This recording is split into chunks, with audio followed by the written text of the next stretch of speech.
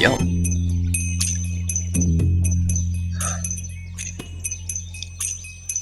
let's do this. With us as your guest of honor, no doubt. To make sure to leave plenty of medical herbs and cut leaves for Karen. Those leaves aren't quite bandages, but they work nearly as well. Wow, these leaves are working better than the treatment I got back in the capital. We really need to learn what these villagers know about the miners. Just imagine if we turned this accursed land into resources. Whew. I'd rather destroy the miners completely. All this muck and slime isn't worth trawling around just for a handful of medical leaves. You sounded very bitter about this place, Gwen. Not your noble taste, is it? No. Not at all. At least you're being honest about it. Why would I lie about my opinion of this place? It's disgusting.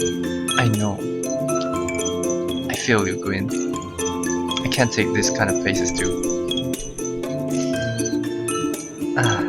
Enough of that now. We get the point. Well, I guess we should take our seats. Apparently you have your own table, Raelin.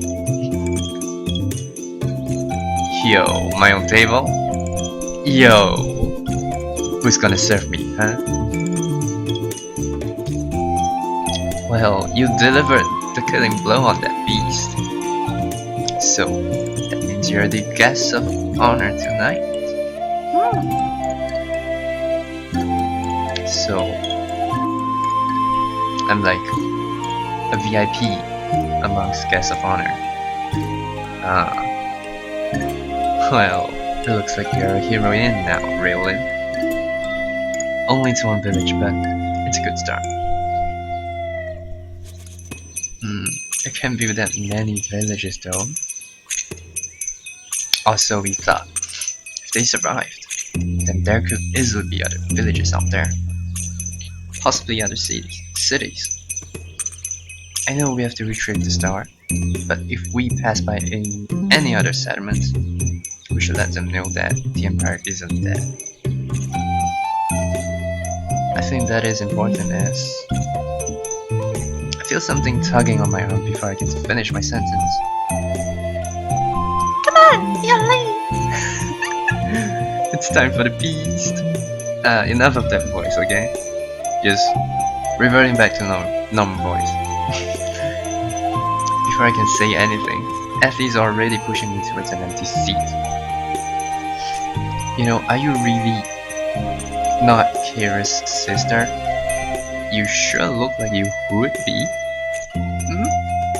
You're suggesting it. Quite. Cheers! Other men! I place at a table in a small clearing. An exotic array of fruit is displayed before me. Where did you get all this fruit? The miners are bountiful if you know where to look. Eat as much as you like. You lucky girl. Now that I think about it, our rations have been exceptionally meager since we've come here. Got a chance to really sate my appetite. I cram fruit into my mouth as if I hadn't eaten in a lifetime. The bizarre array of flavors assaulting my tongue doesn't stop me. I'm going to eat until I can't eat no more. I can see Gwen and Kara indulging themselves merely a table away. No more stale bread for a while. This food is fantastic. Hey Gwen, don't get used to it. It'll make you soft. As in, fat? Who cares about that right now? We're celebrating. Even Raelin is gorging herself. With fruits? I don't normally eat much, but I've been famished for practically this whole trip. Hey, Raelin, stop stuffing your face so much. I'm going to have to disregard that order, my instructor. I don't slow down my pace at all. May my cup overflow with whatever it is these villagers are serving tonight.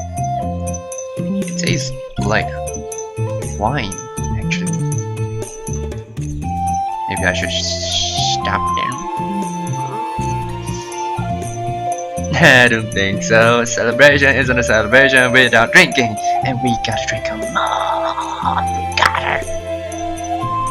It looks like she either didn't hear you or she's not going to listen this time. Oh well. Let her have her moment, I guess. For long, I see a thief pop out of the gathered crowd. The villagers have grown silent too. I guess something is about to happen. Everyone is given a crudely carved cup. It's filled with some bubbling purple liquid. Purple. Usually that's a sign of something awful, especially in animation. Probably that brew from that large iron pot they have. Effie looks like she's going to do a speech. To our heroines, thank you. We owe you so much. Well, that was the shortest speech I've ever heard. But it was completely sincere, not with my voice. That makes it mean so much more. All of the villagers raised a cup in a toast to us. Well, in Singapore, here, the way we kinda do the toasting is you go yum, you just drag on with the yum, and then say yum sing. I don't know what the fuck that means, but that's how we do it. Yum sing, something like that, and then you drink. That's how it works here. Not all the time. Normally between Chinese, but I'm not sure how Malays and Indians do that. So, don't ask me that. Don't ask me how the Malays or the Indians do. Kara smells it before she dares to drink it. You shouldn't drink this. Such a loud car. Whatever vehicle it is. Shit. Well, I can't handle it, but I doubt either of you can. Curiously, I take up a wooden cup and look at the purple liquid swirling inside it. Well, I'm the sort of person who needs to know things for certain.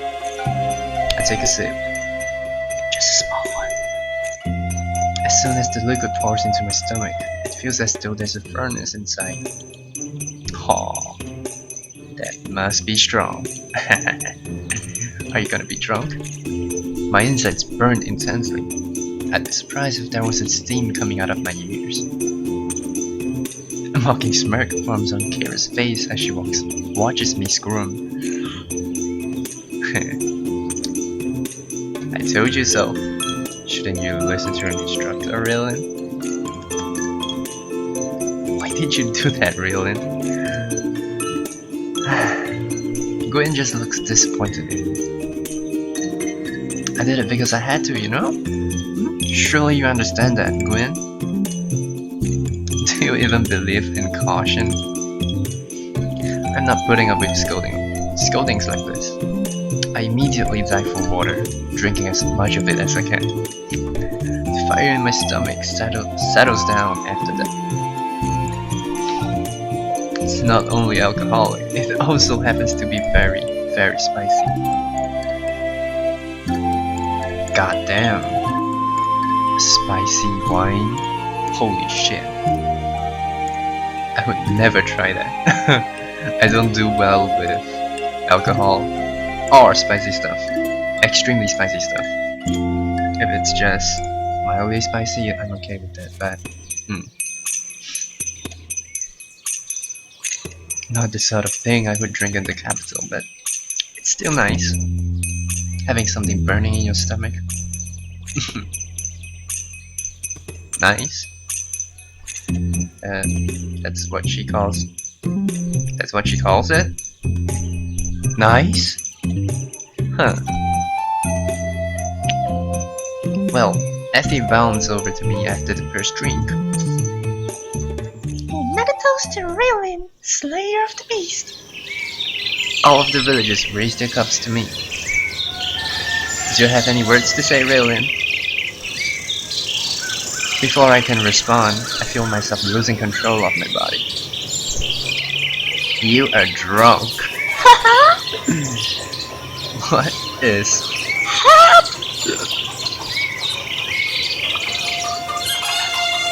Oh, Ardina. So there really are survivors out here. Raelin, why are you talking that way? But it's not my voice, Effie. It's Ardina. I'm afraid that it is. It is not Raelin that is speaking to you, Effie. I can see flickers of light glowing around my body, just like when the Empress lost her temper in the council chambers. Do you remember this light? All the people of the capital and land know the light of the tallest tower. The light of Ardina, the Empress. All of the villagers back away from me, awed at the presence of the Empress. To feel her power surging through me, it's breathtaking. Just how strong is she, exactly? I feel like I could sweep the entire Myers out of existence with this power, and Gwyn would be so happy. Please, there is no need to be afraid. Do you not recognize your Empress? Am I not the light which shines from the capital's tallest tower? She's putting on a display, it seems, to fully reassure these villagers that their Empress is still with them. It's the Empress. Oh.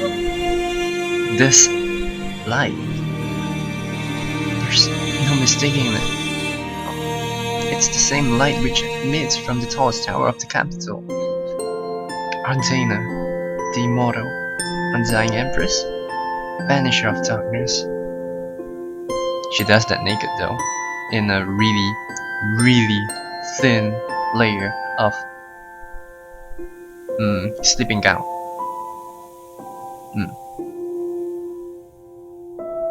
Forgive us for doubting. Please, do not beg for my forgiveness.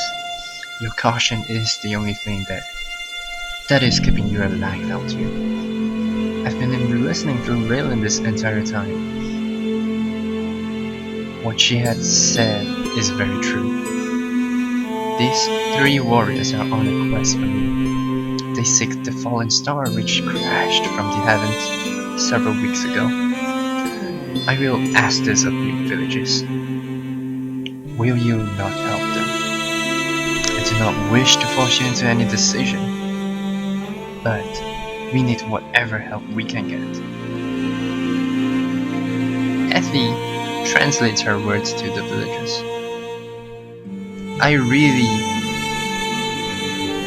The fact that Effie understands them and translates it to the villagers, she is definitely, that is a clue that Effie might really be Kira's sister after all. That just confirms my suspicion, you know? A bit more. Kira. But it seems she has amnesia. After a while, they seem to reach a consensus. For the Empress. Anything. Say what they need and we shall give it. The other villagers step forward too, reaffirming Effie's choice. A mighty cheer echoes from them. Woohoo! With my lips, Ardena allows the biggest smile to form across my face. You're such wonderful citizens of the Empire. Never lose your spirit, even in the face of absolute darkness. That is my second request for you. Once again, a resounding roar comes as a response from the village. Roar! No matter where Ardena goes, she seems to inspire people merely by her presence. I did not feel anything like this before the star fell. She is truly reclaiming her role as the Empress. Please remember, we have not forgotten about you. There will be an attempt to reclaim this land soon. Will you not assist us with those efforts? Each villagers look at each other. Dark or not, these are our homes. Please, don't take our homes away. No one will take your home away. I will be overseeing the efforts myself. Effie, in particular, I have one last request. What does the Empress want with me? Could you please accompany these warriors on their quest? The Empress wants me to chase the stone of them? What does the stone mean? Why must we seek it? All you need to know is that it is important. You can decline if you wish. For a moment, Effie looks back to the three of us. After thinking on it for a moment, she smiles and gives a nod. The village will be fine now, thanks to them. I will seek the stars with my friends. Oh, you?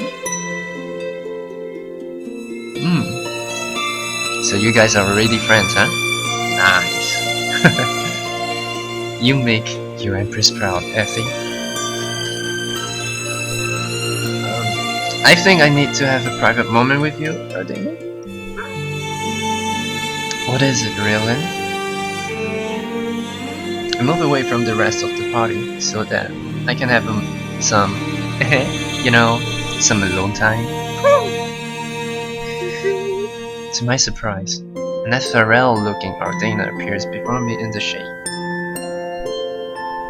How are you even doing this? Really? Gifts aren't the only form of magic in this world. To cast my spirit afar into a suitable vessel, it is no different than your farseeing. I simply cast myself into a body, whereas you cast yourself at a location. I am so confused. Don't you think that you should ask before you do that? Yeah. Yes, you're right. I apologize. Good. Anyway, I wanted to ask something else.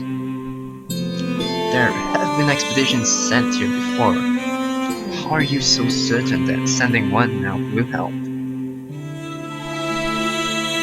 Because these villagers have the knowledge we need. You yourself saw how they have made cures and antidotes for dealing with the dangers of the mines.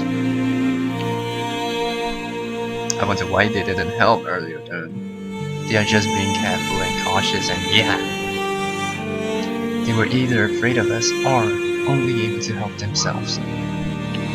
That monster has been tormenting and hunting them for years.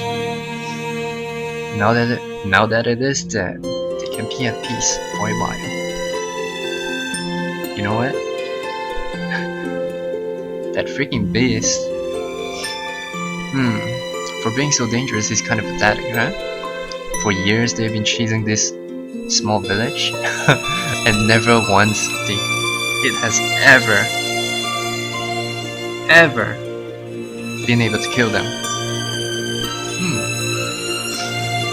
must take advantage of this opportunity and ready a logging expedition as soon as possible.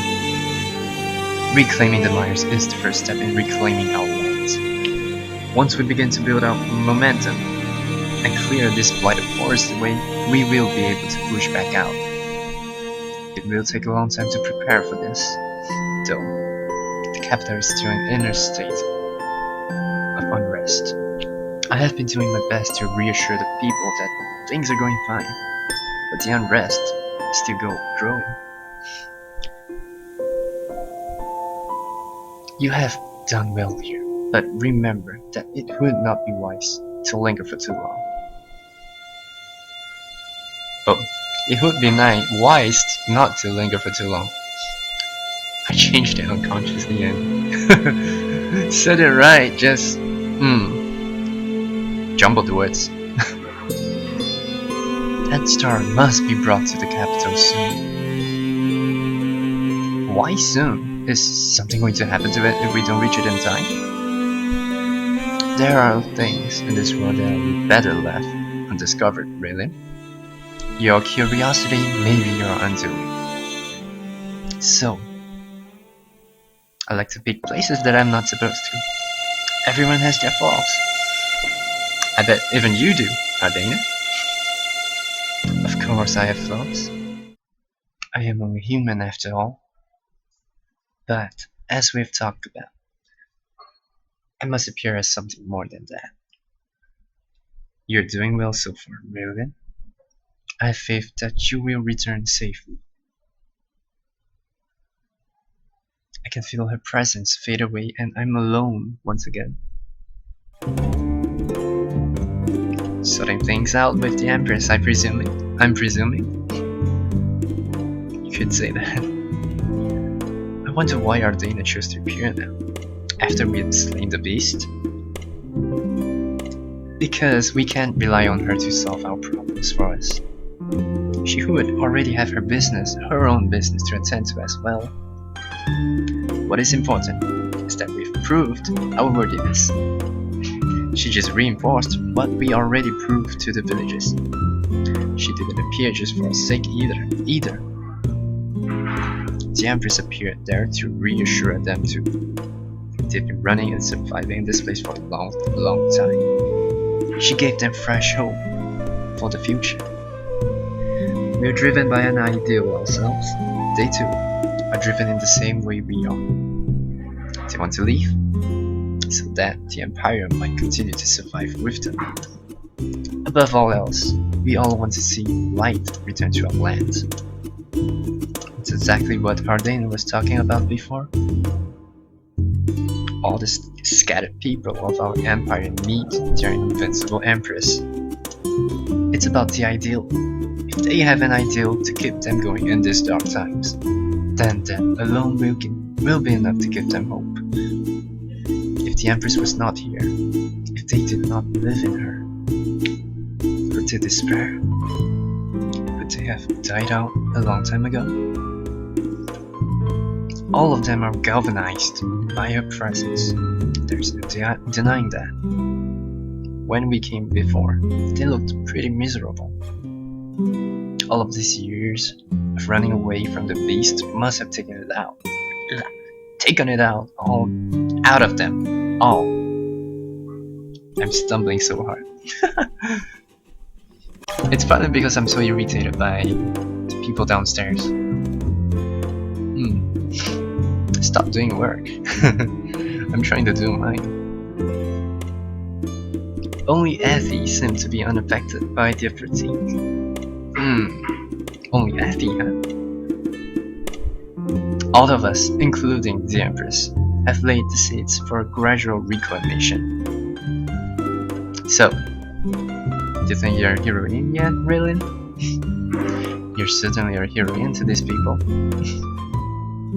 I'd like the capital to think of me as a heroine too. Raelin girl, you're always so ambitious. Well, me? I don't want to be a heroine, just give me a few nice books and a hot bath for my work here. Just some nice teas, like I used to have back at home. You know, nice teas, nice ties, whatever that word is. I suppose a massage could be nice too. You could ask maybe Effie to give you one. She looked like she might give you a good, nice, relaxing, no painful, painful massage. It's gonna feel so good, huh? You're just being greedy. Come on, Raelin. Wouldn't you love to be pampered too? Maybe, but you're still being greedy. Life in the nobility leaves you with certain standards. As much as I love the comfort it brings, all the courting, the politics, the prestige, those things weren't meant for me. Even when this adventure is over, I don't want widespread fame. Just a few nice things. Some books, a massage, a bath, a nice girlfriend, perhaps. Though fame can bring you many nice things, can it? Like a chocolate bath every day. Whoops. Yes, but it can also bring you a lot of unwanted attention. Give me a life where I can enjoy the luxuries of nobility while avoiding the prestige. That would be a nice reward for all of this. Well, even now, all Gwyn thinks of are her hot baths and little luxuries. It's not a bad thing. Those thoughts are what keeps her going, then let her enjoy them. There may be unresolved things that we'll have to deal with though. Well, now's not the time to talk about that. Anyway, I feel like some more fruit. She makes good on her word, diving into another bowlful of the strange fruits the villagers have gathered. Now that you mentioned it, I wonder how close we are to my homelands now. Could it be somewhere in the mires? Or could it be somewhere else entirely? The rest of the world surely can't be covered by these swamps, right? Kara already told me as much. There's ashen lands beyond the mires. Place, holy shit. Place is filled with nothing but grey dust. Oops, excuse me. So I assume it's a desert of grey dust. Damn. I don't think she knows much more about that though. Maybe I could talk to Effie about it. I quickly scout around the party, but I can't see her anywhere. Oh, looking further, I see her standing in the shade of a tree with Kara. Judging by the looks on their faces, they must be talking about something serious. And I will leave that to the next part.